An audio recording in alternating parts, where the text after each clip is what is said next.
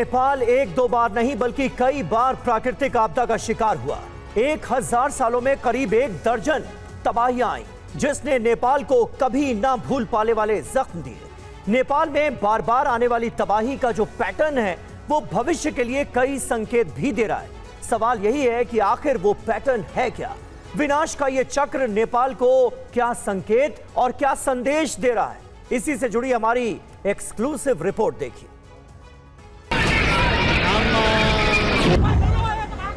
Oh my God, भारे कति मान्छे लयो हे प्रभु।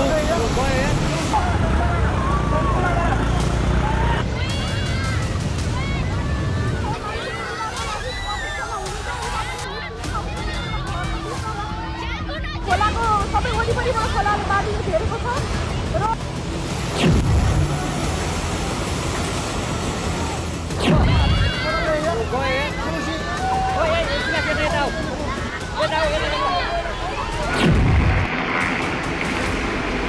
जो लोग पहाड़ के रास्ते ऊपर की तरफ चलते चले गए या फिर दूसरे हिस्से में चले गए, उनकी जान तो बच गई, लेकिन जो लोग इस बीच वाले हिस्से से चले जा रहे थे, अपनी जान बचाने की कोशिश कर रहे थे, उन लोगों के बारे में किसी के पास कोई जानकारी नहीं है।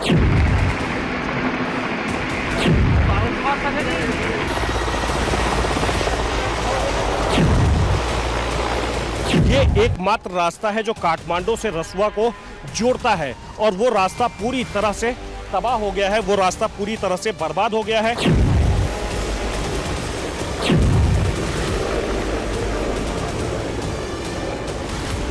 आप सामने देखिए, ये पूरा का पूरा इलाका जब आप दिखेगा आपको, ये उससे आप अंदाजा लगा सकते हैं कि कितना नुकसान हुआ होगा।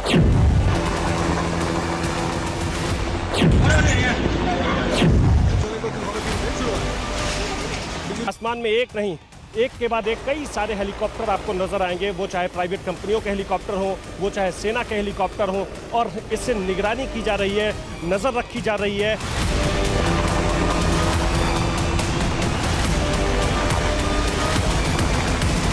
प्रकृति ने जो तबाही मचाई है उससे ना तो नेपाल भूल पा रहा है, ना ही संसार।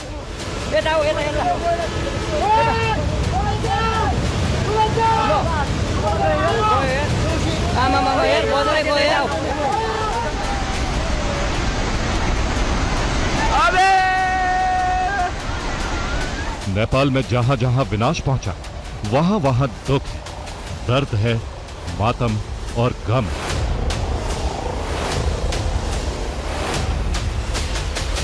कितना नुकसान हुआ होगा अब तक? नुकसान का तो कोई अंदाज नहीं है। सब कुछ बह गया। ये बाजार, ये सब बाजार एरिया है, सब बह गया। घर, गाड़ी, जमीन, जायदाद सब ले गया। शुक्र है हम लोग अच्छे। नेपाल में जो प्रलय आई उससे पूरी दुनिया सदमे में। भूकंप आया, ग्लेशियर टूटा,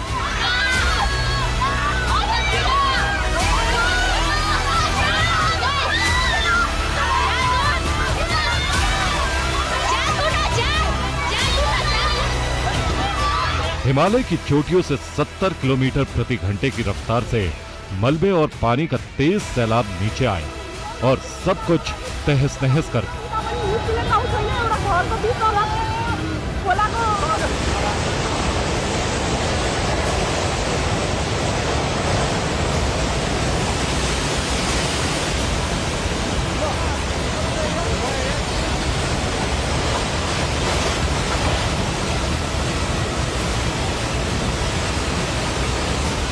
दुकान, मकान, इंसान, खेत खलिहान, विनाशकारी वेग से कोई नहीं बच सकता।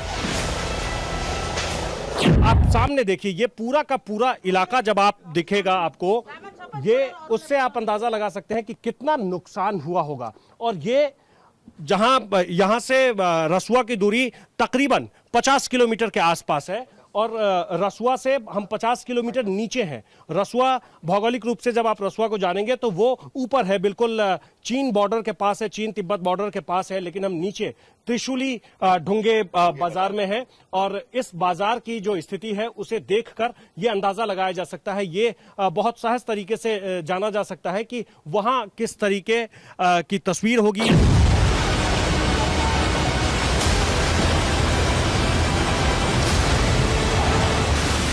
सब कुछ समाप्त कर देने वाला सैलाब आया और चला गया, लेकिन अपने पीछे ऐसा मंजर छोड़ गया जिसे देखकर दुनिया दहल रही।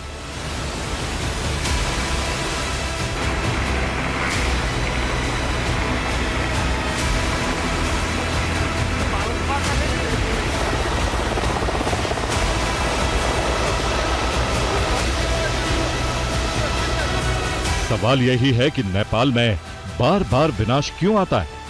कभी बाढ़ तो कभी ग्लेशियर क्यों टूटता है, कभी भूस्खलन तो कभी भूकंप क्यों आता है? नेपाल में बार बार आपदा आने की वजह क्या है? इस विशेष शो में हम 1000 सालों की पड़ताल कर नेपाल में बार बार आने वाली तबाही का चक्र समझने का प्रयास करेंगे। जहां तबाही आई वहां से हम ये जानने की कोशिश करेंगे कि नेपाल में जो संहार करने वाला विनाश आता है उसका पैटर्न क्या है। जो पैटर्न है वो भविष्य में आने वाली किस तरह की त्रासदी की तरफ इशारा कर रहा है। नेपाल को किन हालातों से निपटने के लिए तैयार रहना चाहिए। लेकिन सबसे पहले तबाही के ग्राउंड जीरो पर मौजूद TV9 संवाददाता आकाश वत्स की रिपोर्ट देखना जरूरी है, जिसमें वो दिखा और बता रहे हैं कि इस समय वहां हालात कैसे हैं।